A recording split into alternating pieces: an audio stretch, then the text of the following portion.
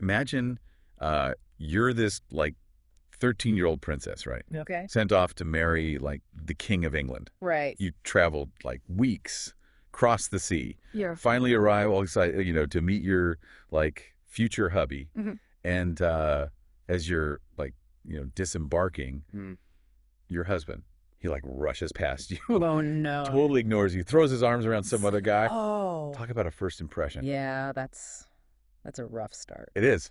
That's the scene we're diving into today. Okay. King Edward II Right. and Piers Gaveston. So Edward II and Piers Gaveston, a story of intrigue, passion, tragedy even. Ooh, sounds juicy. As we unpack these historical accounts and chronicles, we're going to, explore not just the events, but the why, like what was going on in their heads. Yeah, the motivations. The motivations, societal norms, pressures of the time. Oh, right. Like the context. A context, and how this relationship, seen by many as scandalous, how it impacted English history. So it's a love story. Kind of. Complicated, though. But more than that, right? Way more. It's about power, ambition. Loyalty? Loyalty, yeah. And that whole clash between what you want and what society expects. Ooh, timeless. Still relevant today. Precisely. So where do we even begin with these two? How'd they meet? Love at first sight kind of thing. I was going to ask, yeah. Was it like a movie? Not quite. It was actually Edward's dad, King Edward I. He brought Gaveston into the household, you see. Oh, really? Yeah. Edward I, he had some concerns about his son. Oh. What kind of concerns? Unconventional. For a prince. Unconventional how? Spill the tea. He liked farming, carpentry, even ditch digging. Ditch digging, a prince. Seriously, loved music, plays, exotic pets. Exotic pets? Like what? He had a lion. A lion? No way. True story. So, okay, Dad brings in Gaveston Yeah, to be like a good influence. exactly. A role model, steer him towards more Yep. kingly things. But that backfired, didn't But it? spectacularly. So instead of influencing Edward, Gaveston became the object of his affections. got it. So, like, when did this all start? Teenagers? Yeah, around then. Close in age, both of them. And totally inseparable. Riding, hunting, always together. I can see that raising some eyebrows. Okay. Back then, I mean, it was the 14th century. Different times. It definitely drew attention. Court life had its rules, and they pushed those boundaries. Yeah. How'd Dad react to that? Edward I, he wasn't happy. Exiled Gaveston. As punishment. Imagine. Wow. Harsh. Just for being besties. Basically. But that didn't work, did it? Sending him away? Nope. There's this letter. Edward II to his sister during the separation. Heartbreaking, really. He's like pouring out his heart, wants Gaveston back, begging his sister to like talk to their stepmom, to get the king to change his mind. Because they were really close. Not just a fling. No. Deeply connected. And then, Edward becomes king. First thing, recalls Gaveston. Gives him the earldom of Cornwall. Hold up. The earldom, that's a big deal, right? Huge. Usually for royalty. Send shockwaves. Yeah, like, this is my BFF, everyone. Pretty much. And then, to make matters worse, Edward's bride arrives. Isabella. From France. 13 years old. Oof. Poor girl. Wow. Walking into that. Total disaster. Chronicles say Edward literally ran past Isabella to hug Gaveston. No. Seriously. Seriously. Kissing, laughing, ignoring Isabella completely. Brutal. The coronation, even worse. Gaveston in purple, royal color. Edward completely focused on him. Isabella's uncles, they were so disgusted they left. So she's stuck. Married to a king obsessed with someone else. Sounds miserable. It was. She wrote letters to her dad, the King of France, complaining, neglected, jewels meant for her, given to Gaveston. The barons, they must have been loving this. They were fuming, already wary of Gaveston, and this, total disrespect. Yeah, like a giant middle finger. Pretty much. And Gaveston, he wasn't helping. Mocking them, nicknames, flaunting his power, big mistake. So love triangle, power struggle, bad blood brewing. What happens next? The barons, they'd had enough. They decided to act, and their weapon of choice. Exile. Exile. Again. Oh, yeah. Not just once. 3 times. They kept demanding it to separate him from Edward, curb his influence. So Edward's reaction to that, Mm. I'm guessing he wasn't thrilled. Oh, furious. Absolutely furious. But, the barons, they weren't just some, disgruntled courtier. Right, they had actual power. Immense power. Yeah. Wealth. Armies. They could start a civil war if they wanted to. So, like, medieval power brokers. Exactly. And they saw Gaveston as, this symbol of Edward's misrule. He wasn't a good king. prioritizing his desires over the kingdom. They thought he was weak, Manipulated. that Gaveston was taking advantage. And Edward just, blinded by love, couldn't see it. Maybe, or just stubborn. He kept trying to bring Gaveston back, even made him Lieutenant of Ireland during one exile. Seriously. That's bold. Audacious, sending your banished favorite to run one of your territories. It's like a, you can't tell me what to do. Exactly, a total power move. But the barons, they weren't backing down. So what'd they do? They formed the Lords Ordainers. The Lords Ordainers. Sounds ominous. Who were they? Like a super committee. The most powerful nobles to control Edward. Rein in his spending. Make him reform the government. Their way. A direct challenge to his power, basically. Totally. And guess what their first act was? Exile Gaveston. Again. Bingo. But Edward, he was in a tougher spot now. He couldn't just ignore them, so he tried to negotiate. Agreed to most of their demands, reforms, spending limits, acknowledged their authority. But Gaveston, no way. He wasn't giving him up. Tough choice. Love versus kingdom. Yeah, who knows what he was thinking. Maybe he thought he could outsmart them. Or maybe he just couldn't let Gaveston go. Whatever it was. The barons, they weren't bluffing. They had him over a barrel. Edward had to comply. Gaveston banished. Again. But that's not the end, is it? Oh, no. Yeah. Not even close. Edward, he was passionate and stubborn. He waited for the right moment. Declared the Lords Ordainers illegitimate. They had no power. And surprise, surprise, brought Gaveston back. I bet the barons just loved that. Oh, they were thrilled. Saw it as like a total betrayal, a declaration of war, and they weren't having it.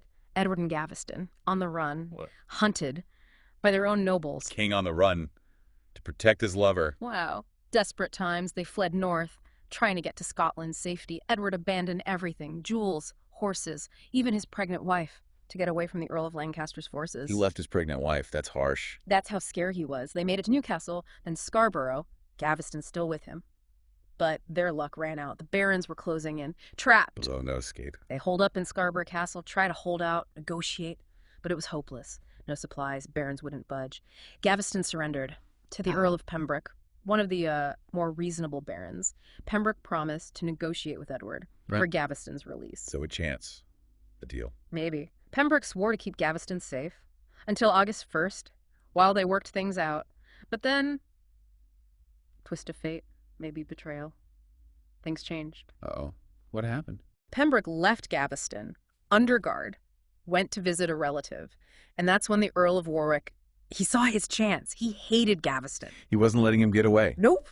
Stormed the castle, captured Gaveston, paraded him through the streets in chains, took him back to Warwick Castle for revenge. Edward must have been beside himself. And he never even got to negotiate. Warwick and some other barons, they decided to take care of things themselves. Sham trial, just for show. Gaveston guilty of disobeying the ordinances. Right, but the real reason. He was the king's favorite, and that was his crime. They took him to Blacklow Hill, near Warwick. 2 Welsh executioners, waiting. It gets graphic. It's okay. We can handle it. What happened? Quick, efficient, sword through the heart, then head. He was 28. Brutal. Just brutal. Poor Edward. I can't imagine the grief. Yeah. Losing someone like that. Devastating. And, his reign never really recovered.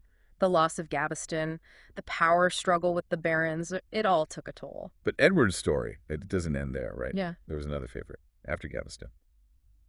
Hugh Despenser, the younger. Right. About 10 years later, Hugh Despenser the Younger enters the picture. Like Gaveston, quick rise to power, King's Chamberlain, close confidant. History repeating itself. Another, handsome, ambitious guy. But was it different this time? In some ways, Gaveston, he kind of tried to not make too many enemies. Despenser, ruthless, power hungry. Learned from Gaveston's mistakes. How not to die. But I'm guessing the barons still weren't fans. Spot on. They saw Despenser as Gaveston 2.0, another threat. And Isabella, she was still around, heir to the throne, powerful. And furious, I imagine. Another favorite. Stealing your husband's attention. She loathed Despenser, another rival. Plus, he was always flaunting his power, reminding Isabella of her less than ideal position, loveless marriage, enemies everywhere. Now a new rival. Recipe for disaster. New love triangle. Power-hungry favorite. Queen who's had enough. What happens next? More intrigue, more upheaval. Edward and Isabella, their relationship, it was never good. Neglect, humiliation, broken. Isabella realized she had no power as long as Edward and Despenser were in charge. So she took matters into her own hands. Exactly. Diplomatic mission to France to negotiate a treaty with her brother, the king. At least that's what she told Edward. But she had other plans. Oh, yeah. In France, she met Roger Mortimer.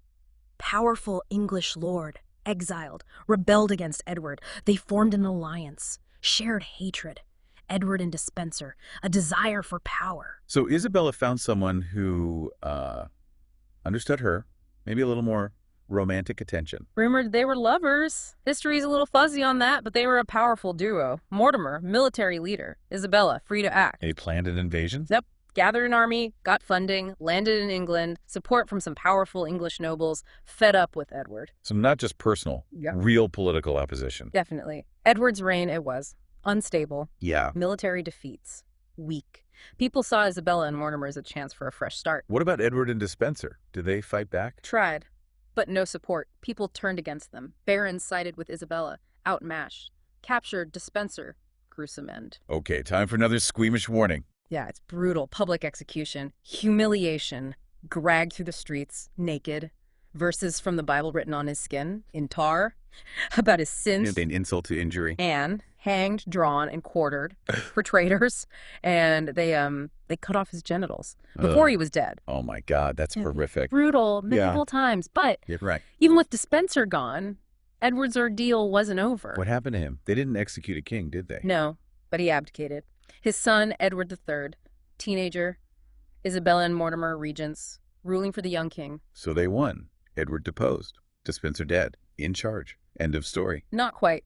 Edward II, even though he wasn't king, still a threat. Could rally support, try to get his throne back, imprisoned, moved around, closely guarded. Then, 1327, he died. Mysterious circumstances. Died? How? Natural causes? Officially, yes. But rumors, murdered, Isabella or Mortimer, one rumor, red-hot poker. I'll spare you the detail. Good Lord. True or not, that's awful. It reflects the gossip, speculation, Edward's relationships, sexuality, seen as weak, immoral, his death, even if natural, it reinforced that. So, both Edward and his favorites. Tragic ends. What a story. But there's one last thing. Edward's heart. Right. Adds another layer to this whole tangled mess. Years later, Isabella died. Edward III, he ordered something specific buried with her. Not jewels, not a crown. Edward II's embalmed heart, wrapped in linen. Wow. Yeah. That's a choice. What's that about? The final act of love. Yeah. Reuniting his parents. Reconciliation. Open to interpretation. Filial piety, honoring both parents, despite everything. Or maybe political, linking himself to his father. Legitimizing his claim to the throne. Or both. Honoring them.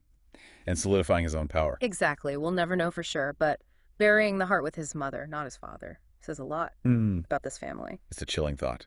A perfect ending to our deep dive. Edward II and his favorites. Love, power, betrayal, tragedy, even kings, with all their power, not immune to the messiness of relationships and the consequences. And those relationships clash with everything else. And it makes you think. How we interpret history. Was Edward a victim or a bad ruler? Personal choices versus societal pressures. Historians still debate this, and it's relevant today. It is. Things to ponder. Thanks for joining us this deep dive into Edward II and Piers Gaveston. Hope you found it insightful and maybe a little thought-provoking. And until next time, keep exploring, keep questioning, keep diving deep.